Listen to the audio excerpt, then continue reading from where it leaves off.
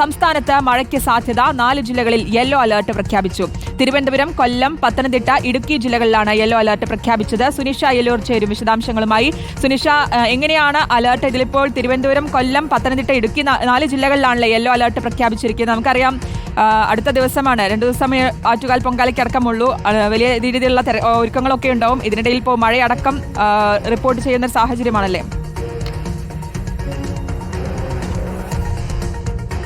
അതെ ശ്രുതി, സംസ്ഥാനത്ത് വീണ്ടും മഴയ്ക്ക് സാധ്യത എന്ന മുന്നറിയിപ്പാണ് കാലാവസ്ഥാ കേന്ദ്രം നൽകുന്നത്. പ്രധാനമായും 4 ജില്ലകളിൽ തെക്കൻ കേരളത്തിലാണ് മഴയ്ക്കുള്ള സാധ്യത പറഞ്ഞിരിക്കുന്നത്. അതിൽ തിരുവനന്തപുരം, കൊല്ലം, പത്തനംതിട്ട, ഇടുക്കി ജില്ലകളിലാണ് നിലവിൽ യെല്ലോ അലർട്ട് നൽകിയിരിക്കുന്നത്.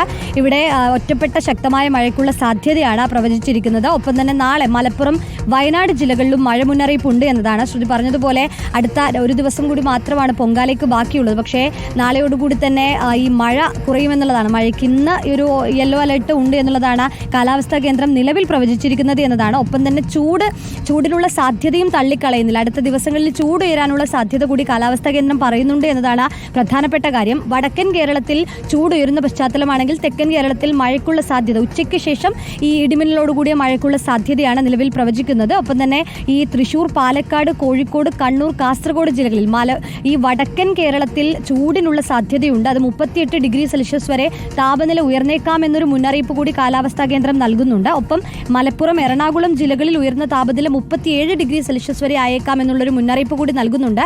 ശ്രുതി, ഒരേ സമയം തന്നെ വടക്കൻ കേരളത്തിൽ ഉയർന്ന താപനിലയ്ക്കുള്ള സാധ്യതയുണ്ട്. ഒപ്പം തെക്കൻ കേരളത്തെ സംബന്ധിച്ചിടത്തോളം മഴയ്ക്കുള്ള സാധ്യതയുണ്ട് എന്നുമാണ് കാലാവസ്ഥാ കേന്ദ്രം നൽകുന്ന മുന്നറിയിപ്പ്. ശരി, സുനിഷ അയ്യലൂരാണ് വിശദാംശങ്ങൾ നൽകിയത്.